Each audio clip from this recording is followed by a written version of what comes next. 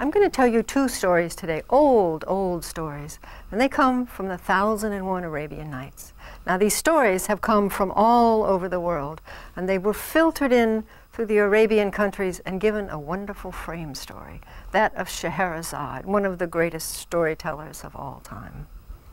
In the land, there was a king whose wife, whose beloved wife, had betrayed him, and he became convinced in his grief and madness that all women were evil and untrustworthy. But he was not ready to give up the company of young women, and being the king, he decreed that he would marry a different maiden every morning, have a wedding night with her, and have her head cut off the next morning. He went night after night, day after day, through the daughters of princes and merchants and viziers. His country was almost up in arms against him. Now he had a loyal vizier whose job it was to procure these girls, to greet them at the door after their wedding night, and to oversee the cutting off of their heads. And this vizier had two daughters. The oldest one was Scheherazade, and the younger one was Dunizade. Now one day Scheherazade came to her father and said, "Father, grant me this wish that I ask you." And he said, "Oh, anything, my daughter." And she said, "I will be the next bride of the Sultan." "No, you know what happens to those young women." "Father, I must." And she argued, and finally she convinced him. So the next day the vizier brought his own beloved daughter to marry the king. She made just one request. She said, "I have a younger sister who I would like to be able to say goodbye to, and who is used to hearing a story every night. May she come late in the evening, just before dawn, and I will tell her a story." And the king agreed. So that night after the lovemaking, Scheherazade began a story. She said, "O auspicious king, have you heard the story of the fisherman and the Jinn? There was once a poor fisherman who could barely put food on the table for his family.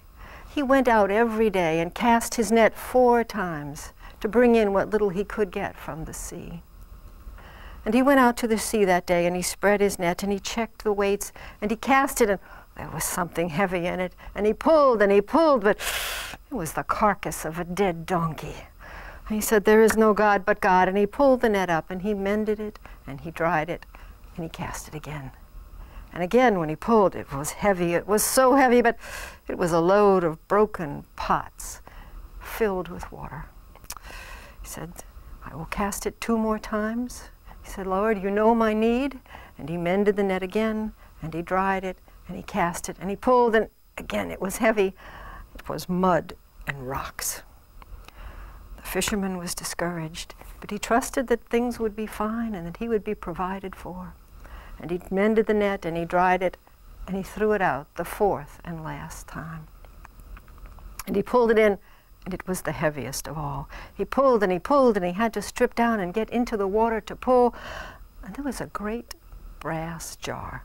"Well," he said, "it will at least bring a little money in the brass market." And he took the jar, and it was so heavy he could not pick it up, but he rolled it higher up on the shore. And he looked at the curious seal. It was sealed with lead and then stamped as with a seal ring. And the fisherman began to pry it off, for he assumed the jar would be full of water and it would be lighter to carry if he drained it out. And he pried off the seal, and he tipped the jar, but nothing came out. And he thought this very curious, and then suddenly an ooze of black smoke began to come out. And the cloud grew, and it filled the sky, and it darkened the sun, and it took the shape of a horrible Jinn, whose head was bigger than the fisherman's whole house, whose ears were like the wings of a bat, whose talons each were long enough to spear a man. And he looked down at the Jinn, and he said, "Oh, mighty Solomon, forgive me, I will never disobey you again." And the fisherman looked up at the Jinn, and he said, "Solomon has been dead for centuries. We are in a new age." "Solomon is gone," said the Jinn, and he stretched his muscles. He said, "Well, I will give you one wish." And, oh, this was just what the fisherman was hoping for he had heard those stories about the magic wishes, and he was getting ready and thinking hard of his wishes. "I will let you wish," said the Jinn, "in what manner you would like to die." "What?" said the fisherman. But I have rescued you from that jar." and that is why I am letting you choose the manner of your death rather than something that I would concoct for you." "That is not fair," said the fisherman. "Let me tell you my story," said the Jinn.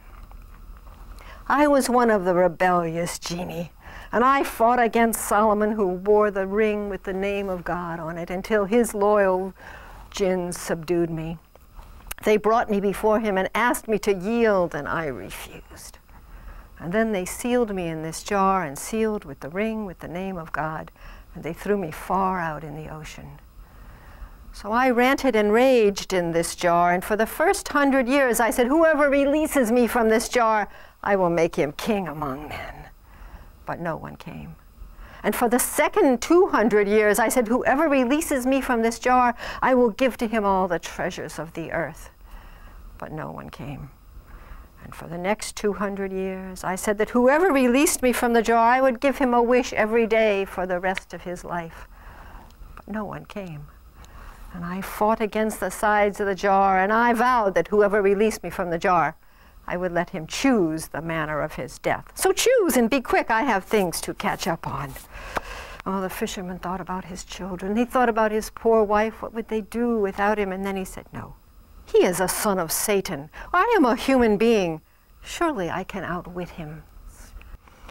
And then he looked at the Jinn, this enormous creature, and he said, "Answer me one question truthfully." "Yes," said the Jinn, "answer me in the name of Solomon." And the Jinn gave a little shudder. "All right, I will answer. What is it?" "Were you really in that jar? It does not seem big enough." "I was in the jar." I do not believe you," said the fisherman. "I was in the jar," said the Jinn. "Must I show you?" And the fisherman said, "Yes." And the Jinn again swirled into a cloud of smoke and disappeared into the jar, and as soon as he was in, the fisherman clamped the seal on and pushed the lead down all around. And inside the jar, the Jinn said, "Do you believe me now?" "Yes," said the fisherman, "I believe you, and I have you now. You were in that jar for 800 years. You will be in that jar now till doomsday. I will build a hut right here, and I will warn all the other fishermen not to fish, and tell them that there is a lying, deceitful Jinn in a jar just off the shore." "Oh, do not do that," said the Jinn. "Why not?" said the fisherman. "Oh," said the Jinn, "be merciful." "Were you going to be merciful to me? Did I not beg you to allow me to live?" "Let me out, fisherman, and I will give you the riches of the world." And the Jinn and the fisherman argued back and forth, and they told one another stories in the manner of the Arabian Nights, where every story is nested inside 5 others. And eventually, the fisherman did let the Jinn out of the jar. And by the end of the story, the fisherman was a wealthy man with enough money to support his wife and children and their children's children until the end of their days. And now we come to the 171st night. Scheherazade had been spinning stories for the king with her younger sister listening night after night after night, and being spared execution night after night after night. And she said, "Oh, auspicious king, I have heard a story of a vizier who had no sons, of a king, not a vizier, a king who had no sons. And this was a great tragedy in the realm, for who would inherit after him? He had prayed and sought and wished, and finally he went to his vizier and he said, 'I need a son.' And the vizier said, 'Go and say your prayers with special fervency, and lie with your wife, and I am sure a son will be born.' And sure enough, in 9 months, his wife gave birth to a baby, the likes of which no one had ever seen, as beautiful as the day. And as the child grew in strength and beauty, everyone who saw him said, 'Oh, thank God for creating such a being.'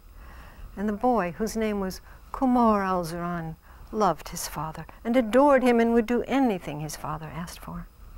And finally, when the boy was in his middle teen years, the father began to worry that he, who was an old man, might die before his son could take the throne. And he said, 'I want him to marry and take the throne in my lifetime.' And the vizier thought this was a fine idea. So he called the boy to him, and the boy kissed his hands, and he says, 'Oh, my son, I have something to ask you.' 'Oh, anything, father,' said Qamar. I wish you to marry in my lifetime so that you may take the throne. No, father, that is something I can never do. I have read what the poets say about women. I know they are all deceitful and evil, and he who puts his mind on women cannot think of anything else. I have read the poets, father, who say that a woman will open her heart to you today and her thighs to the rest of the world tomorrow. Oh, said the king, and where had his son heard such terrible poetry? And the boy said, no, I absolutely refuse to marry. And the vizier and the king put their heads together, and the vizier said, you know, sire, he is still young. Wait a year and ask him again. So in a year's time, when Qamar had continued to grow in strength and beauty, with a mouth like a bow and hair like a raven's wing and a thin waist and beautiful eyes, and everyone who saw him went, his father again called him to him.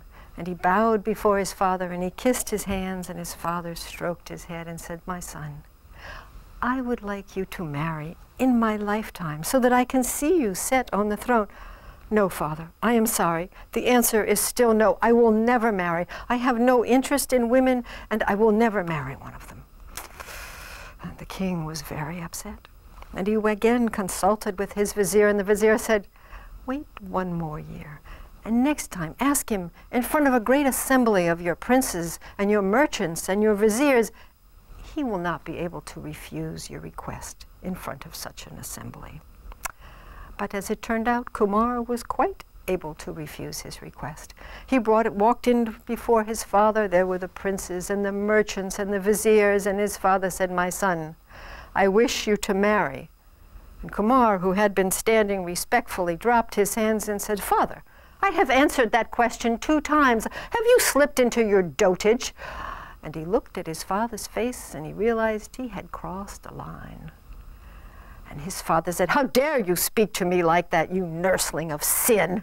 And he had soldiers come in and bind Qamar's hands behind him. And he said, take him to the ruined tower and let him think about his sins there. And they led the young man away, hands tied behind his back, to an old stone tower that was never used. And they locked him in, and a strong eunuch was stood before the door to guard it. Qamar threw himself down on a pallet and cried himself to sleep at his rudeness towards his father, at the terrible fate that he had come upon in his life.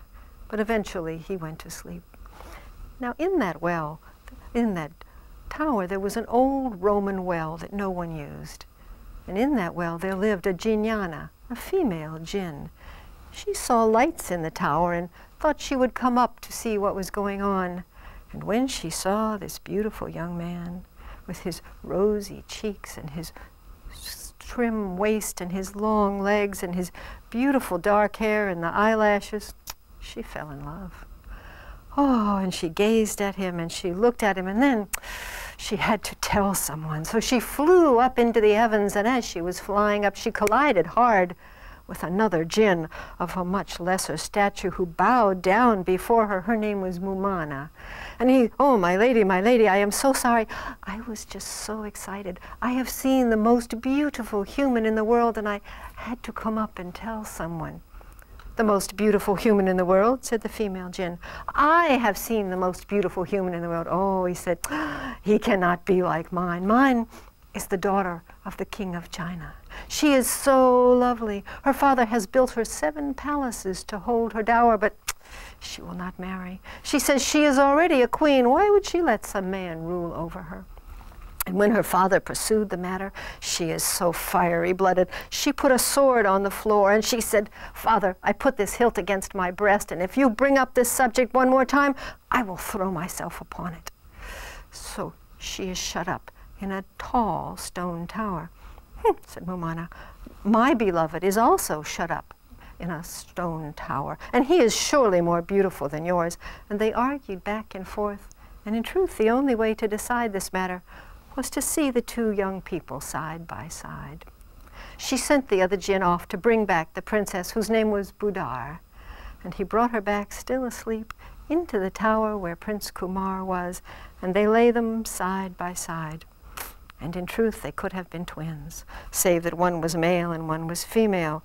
The lips, the eyes, the tiny shell-like ears, the lovely feet. They went on and on, naming each one of their beautiful characteristics down to the sweetness of their saliva. It became clear they could not decide which of their beloveds was the more beautiful. Mumana said, "We need an impartial judge," and she stamped her foot and called up an Afrit, a truly hideous Jinn, with hair that dangled down to the floor, and nails like claws, and eyes, one here and one there. And he said, "Yes, my lady, what do you wish?" She said, "Which of these two is the more beautiful?" And he looked at them one by one, feature by feature, and he had to agree that they were equally beautiful. In fact, they could be twins, save one was male and one was female. "But, my lady, I can think of a way to decide this." "Tell me, then." "We will wake them up one at a time and see who falls in love more strongly with the other." And Maimuna liked this plan. She turned herself into a flea and crept up the pants leg of Prince Qamar and bit him on the thigh. And he awakened and looked, and there was this beautiful young woman laying next to him. He wanted to throw himself on her and kiss her, but he said, "Oh, this must be the young woman that my father wishes me to marry. Oh, what a fool I have been. I must restrain myself from touching her." And he looked at this beautiful woman in her diaphanous nightgowns, and then he noticed she had a ring on her finger. He said, "I will take just this ring as a token." And he slipped it off her finger, and he put it on his, and then the jinns cast a shade of sleep back over him, and he fell asleep again. Then the other Jinn turned himself into a flea and bit Princess Buder on the belly, and she awoke. She was not where she had gone to sleep. She was not in her chamber, and there was a man in bed with her, and what a beautiful man. Oh, she looked at him, she kissed him, she tried to wake him. "Sir, sir, you have my heart, come and take the rest of me." She left no part of him unkissed, but he did not awaken. And then she noticed on his hand was her ring. She said, "You have taken a little token from me. I will take one from you." And so she wiggled his signet ring off of his hand and put it on her own. And then the jinns cast her back to sleep. "Well," said Mumana, "we can see who fell in love more strongly with whom." "Yes," said the other Jinn, "women's passions run hotter than men. Well, you take that girl and take her back where she belongs." So the Jinn picked up Princess Budar and whisked her back to the far-away China, back into the bed she had gone to sleep in. And then both Jinns flew away. In fact, say goodbye, for they fly clean out of this story. When Prince Qamar awoke, the girl was no longer beside him. And he banged on the door and he called for the eunuch and he said, "Where is the girl? Where have you hidden her?" "Girl, sire? There was no girl." "Where is the girl who was here with me last night?"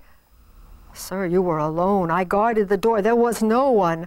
And he began to beat and hit the eunuch, and he eventually tied him with rope and he dunked him down into the old well and he pulled him up and he said, "Where is the girl?" "There was no girl." "Pfft, down you go." And finally, sputtering, the poor man almost drowned. He said, "Oh, do you mean the girl, the beautiful girl with the elegant form?" "Yes, where is she?" "Oh, let me up, sire, and I will go and get her." So the eunuch was drawn up from the well and sent to the king, and he went before the king and he says, "Oh, my sire, my lord, your son has gone mad." And he told the king what had transpired, and the king turned to the vizier and he said, "This is your doing. You go and see to him." And the vizier, who was an old man, ran to the tower and he went before Prince Qamar, and Prince Qamar was all smiles, and he said, "So, where is the girl that my father wishes me to marry? She was here last night. Tell him I am ready." And the vizier tried to convince Qamar that it was a dream. He said, no, look, I have her ring upon my finger. I have it, she was here. Where is she? Do not torture me anymore." And he began to beat the old man and pull out handfuls of his beard. And finally the vizier, to save his beard, said, let me go and get your father." And he too ran to the king and he says, "Oh, indeed, sire, your son has gone mad." The king came, and he saw his poor son, who was now weeping and exhausted, and he said, "Father, Father, please, where is the girl that you have for me to marry? Where is the girl whose ring I have, who was here last night?" And the father told him that there was no girl.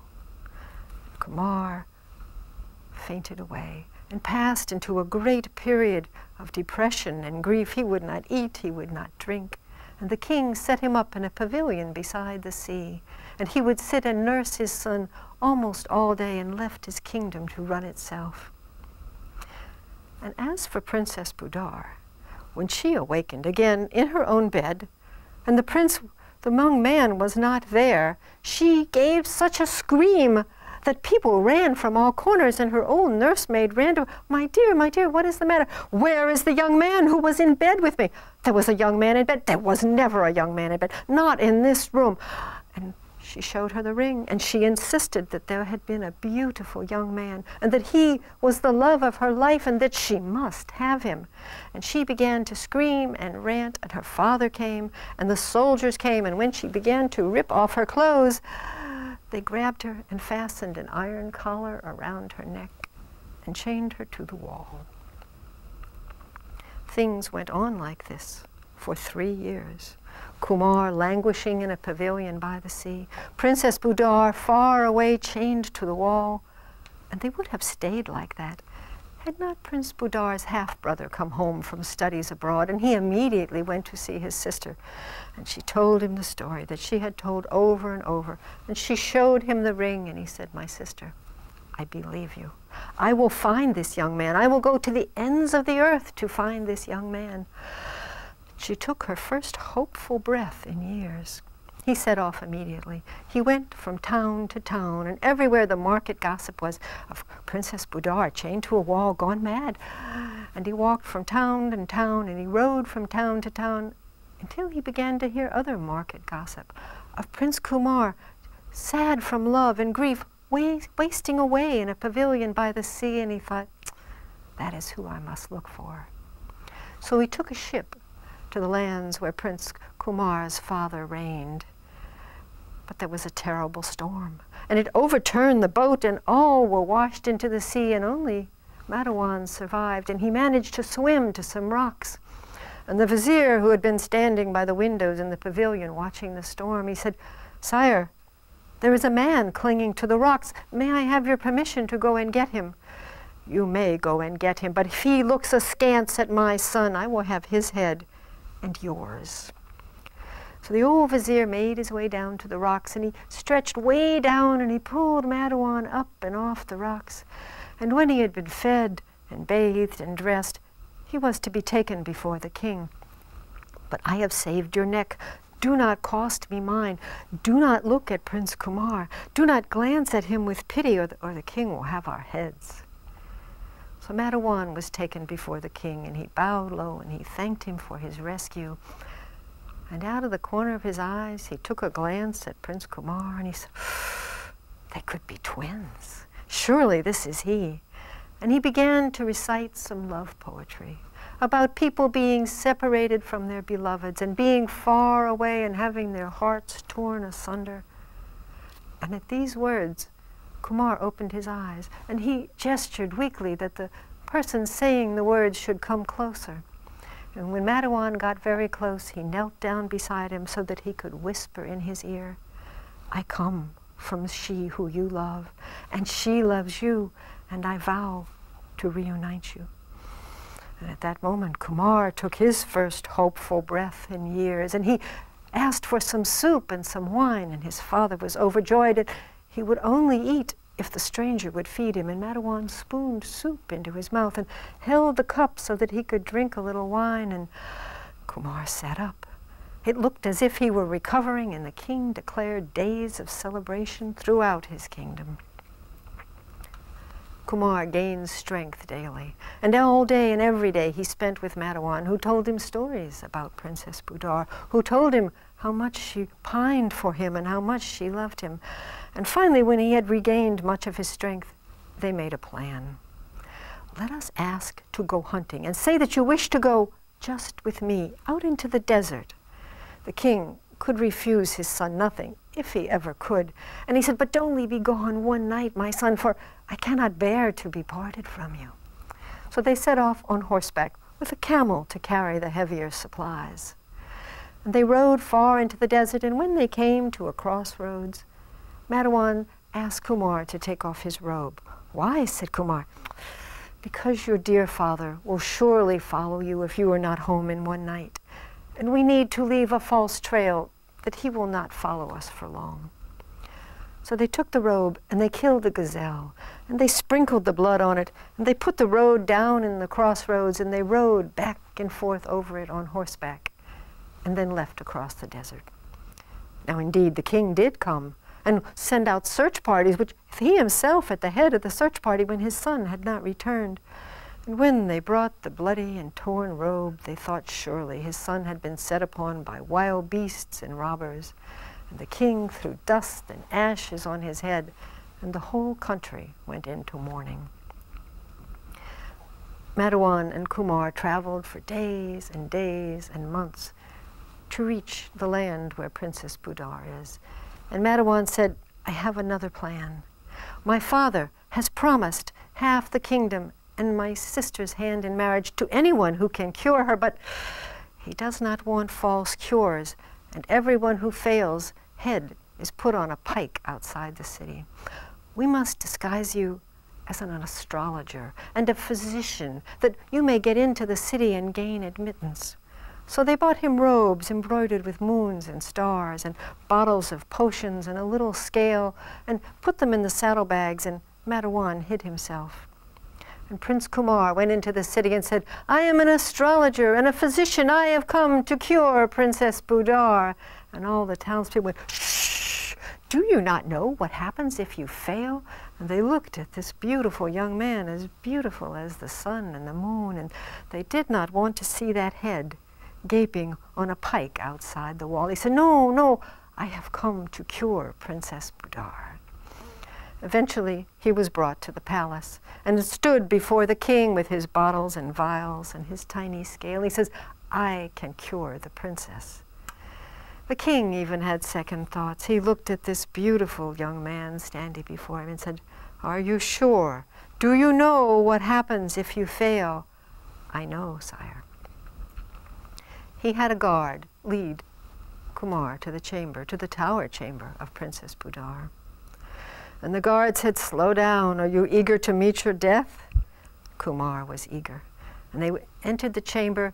The princess's bedroom was towards the back, and there was a curtain before it. Qamar said, "Give me some parchment and a pen." And he wrote down a love poem. And at the end, he added a little stanza. "Some time ago I took a ring of thine. I return it. Please give me mine."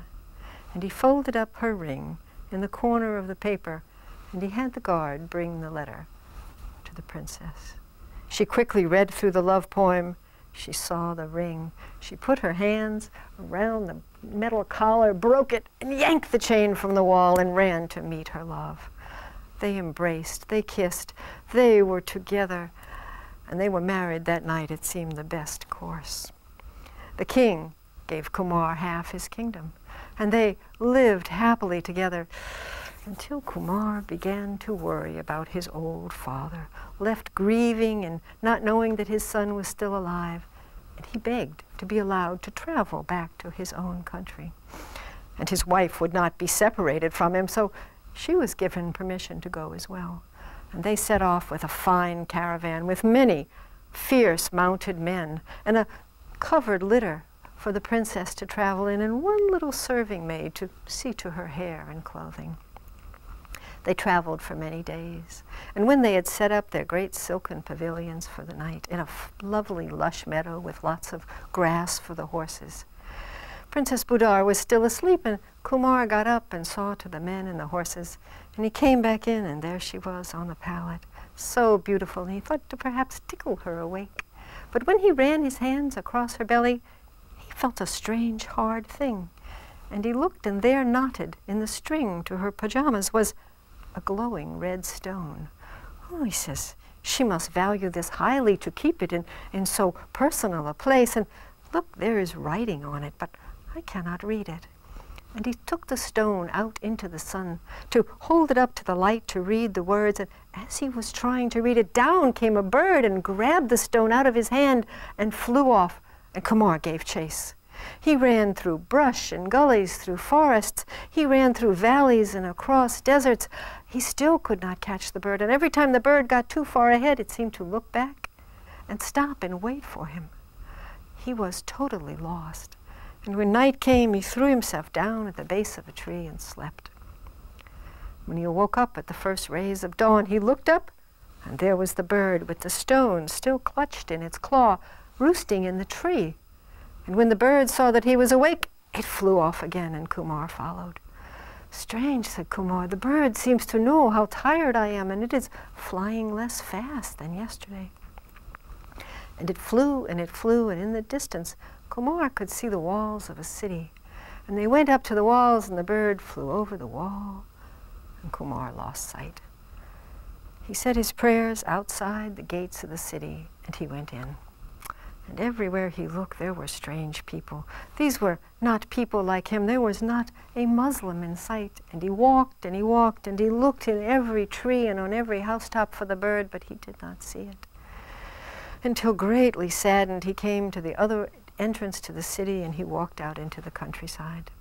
There was an old man sitting in front of a beautiful, lush orchard, and he says, "Oh, you are far from home. I can tell by your dress you are a Muslim, as I am. There are no Muslims in this city. Sit down and tell me your story."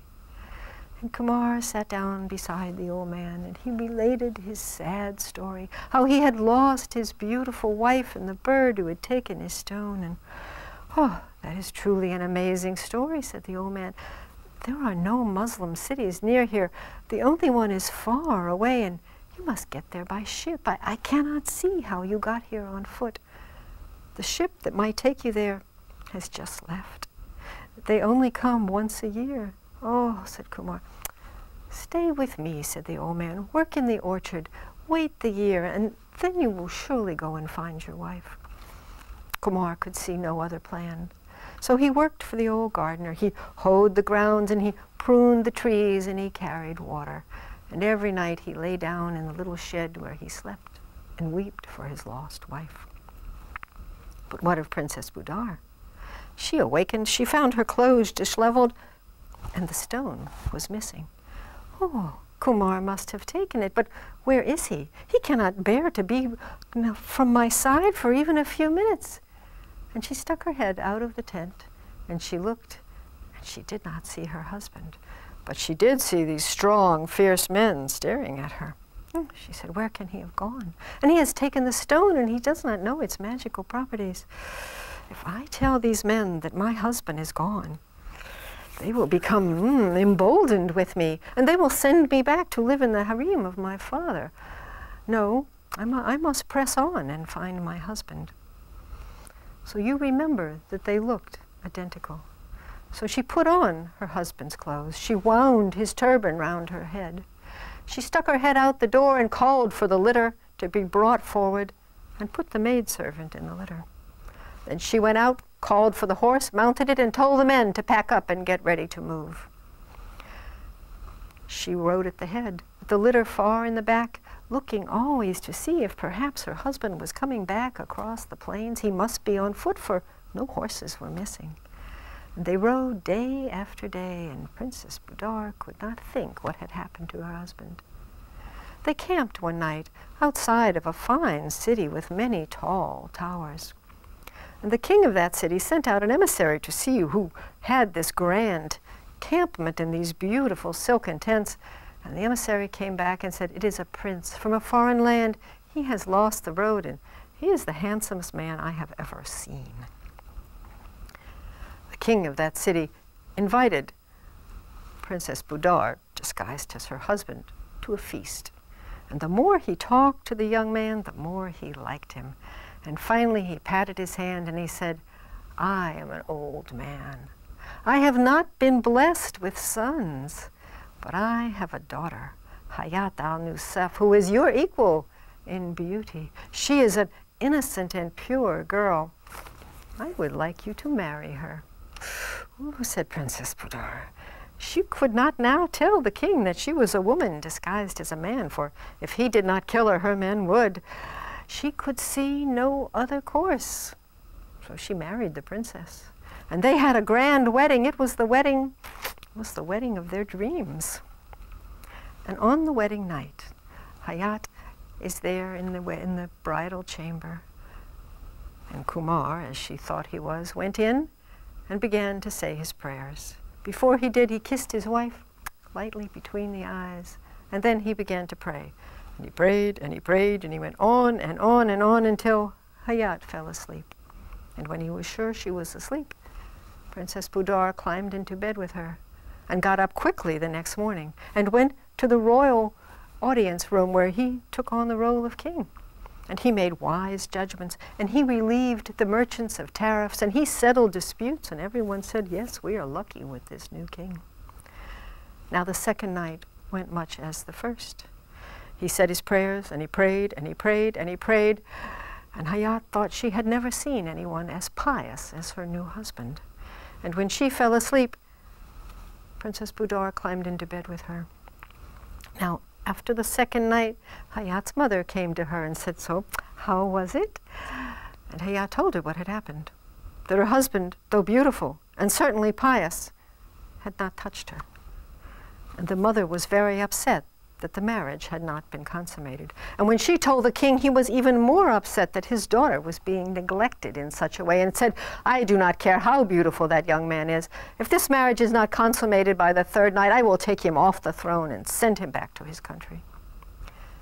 And on the third night, after Princess Budar had had another day of settling disputes and reading the law with the merchants and the townspeople, the wedding chamber was lit with soft candles. Incense was burning.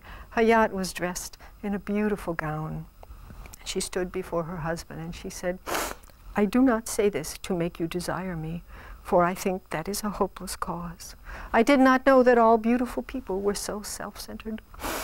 I only tell you this because my father said that if the marriage is not consummated by tonight, he will take you off the throne and send you back to your country. Princess Budar thought, can I trust this girl? Can I tell her my secret? And she could see no other way out. So she told her story. And she told her how she was married to Qamar, and what a beautiful man he was, and the long separation they had had before it. And she told the story in such a moving way that Hayat began to weep with her, and swore that she would keep her secret locked in her heart, to which there was a key that only she had. And the two young women embraced and slept that night, and in the morning they killed a rock dove that was outside the window, and Hayat spread the blood of the dove on her thighs, and when her mother came in, oh, she was relieved, and there was much ululating and joy, and flowers strewn before her. Things went on like this.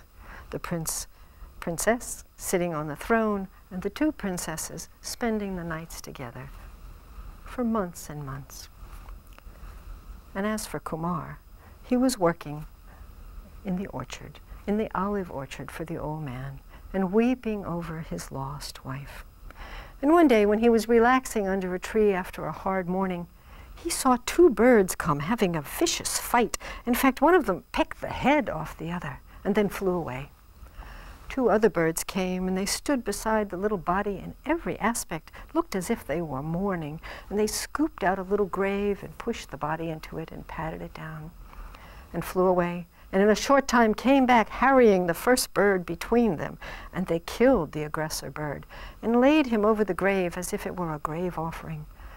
Qamar was amazed at this strange behavior in the birds, and when the birds had left, he went over to look at the body. There was something red and glistening in the little body, and when he took it out, it was the red gem. Ah, he said, this must be a sign that I am to be reunited with my wife. And that day when he was hoeing and working with particular vigor, his hoe made a strange clunk on the ground. And when he scraped the dirt away, he found a trap door. And when he opened it, underneath there was a chamber, and there were 50 jars full of gold. Oh, he said, who could have buried this? And he brought them out one by one, And he offered to share them with the old gardener, but the gardener said, "No, you may need this money to get back to your wife, for the ship is almost due to arrive." For it had been about a year that Qamar had been there. News was brought to them that the ship was coming, and Qamar said, "I must take my leave of you. I'm going to take the gold and put a layer of olives over it so that I may ship them safely." So he took the first jar and he put olives, and then he sealed the jar. And in the second jar he thought, "I will put the red gem, for you never know." He laid it on top of the gold and covered them all with olives. Now the sailors came and told him, "We will sail on the morning tide." And they took the olives away in a wagon to store in the hold of the ship. But the old gardener had fallen ill. He was so ill, hot with fever, out of his head. He was calling Qamar his son, and Qamar could not leave him. The sailors said, "We cannot wait for you." And Qamar said, "Go, go, I cannot leave him." And he nursed the old man through his last agonizing breaths. And then he made sure that he was buried with all the proper rituals and observances. And then he wept, for the ship was gone. Now the ship was sailing to the island where Princess Budar reigned as king. It was a great occasion when any merchant's ship came in, and she sent word down to the harbor to have the merchant come up and tell her what goods he had brought. "Oh," said the merchant, "I have brought the finest olives ever seen. Olives are rarely seen in this land, and I will give you a good price for the owner of the olives." He could not come with the ship. And the olives were brought in, and Princess Budar loved olives. She said, "I will take them all." And she had all the jars brought into her private chamber. When the merchant was gone, she opened them up and spooned out a spoonful, but under the olives, there were gold pieces. She opened the next jar and spooned out the olives. There was the red gem. She knew who the owner of these olives were. She sent her soldiers quickly down and dragged the merchant back, and she said, "The owner of these olives has done me a great injustice. You send your ship back to get him, and I will hold you here, and if they do not come back, I will have you put to death." The merchant ordered his sailors back to the island where they had gotten the olives. And Princess Budar told Hayat that she thought at last she would be reunited with her husband. The ship with no cargo made record time, and the sailors ran through the streets, and they grabbed Prince Qamar, who insisted that he didn't even know the king of these islands, and let alone had done him an injustice. But they did not listen. They tied him up, strung him on a pole, and carried him back to the ship and threw him in the hold. When they got back to the island where Princess Budar reigned as king, he was dragged up to the palace. He did not recognize his wife. He hardly dared look in the face of such a king who had great power over him. She rewarded the merchant well, told him his ship was free to go. Then she ordered her attendants to take Prince Qamar to the baths and bathe him and dress him in the finest robes available. And she went to Hayat and she said, "I have a plan. I am going to do a little story that will be written about and read by kings and commoners for the rest of time." When Qamar was bathed and perfumed and his hair oiled and dressed, he was irresistible. And the king came to him and told him that he had set aside lands outside the city that would be his, acres of olive trees, herds of camels and horses. And Qamar thought, "Why is he rewarding me like this? These are the things you would give an older, honored man, but not me. Why?" And he said, "Sire, I do not know why you heap these gifts upon me. I only need your leave to go and seek my wife." And the king said, "I give you these things because I love you." And he came close to the young man and he put his arm around him, and Qamar went, Oh, no, sire. No, I do not do things like this. It is a sin." "You are not even in your majority yet," said the king. "Allah will forgive you." No, sire, I could not. "Just once," said the king. "I am, after all, the king." And Qamar realized he was in this man's power, and he said, "All right, just once." And the king led him into the chamber and bid the young man disrobe. And when he had climbed into bed with him, Qamar was weeping. His cheeks were flushed and blushing as hard as he could, and tears were streaming from his eyes. And the king said, "Slide your hand down lower." And Qamar did, and then he was puzzled, and he said, "Sire, you do not seem to be equipped as other men."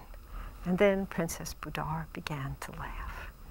And at the sound of that laughter, Qamar recognized his wife, and they fell into a deep and long embrace. And when finally they parted, he said, "Oh, my love, I have found you, but why did you play that cruel trick upon me?" "Oh," she said, "do not chide me. I only did it to increase our enjoyment." And when they were dressed, she introduced Qamar to Hayat, and she said, "This is my wife. She has been loyal. She has kept my secret. I would like you to take her as a second wife." "No, no, as a first wife, and I will be the second wife." And Hayat, who was dazzled by this beautiful young man, agreed. And they went to her father. And when they had finally made him understand that the man that he thought was his daughter's husband was really this man's wife, and that the king really should be this man, and when he had gotten his head around all this, he agreed that it was such a story, that it should be written in gold for the ages. And he agreed to the marriage of his daughter to Qamar. So Qamar al-Zaman married Hayat. She was his first wife. And Princess Budar was his second, and he loved them each in turn, one night for this one and one night for the other. Now I wish I could tell you that their travails were all over, and that life went along smoothly. But indeed, it was not to be. This is only halfway through the story of Qamar al-Zaman and his two sons. We have only now got to the two wives, but that is a story for another night.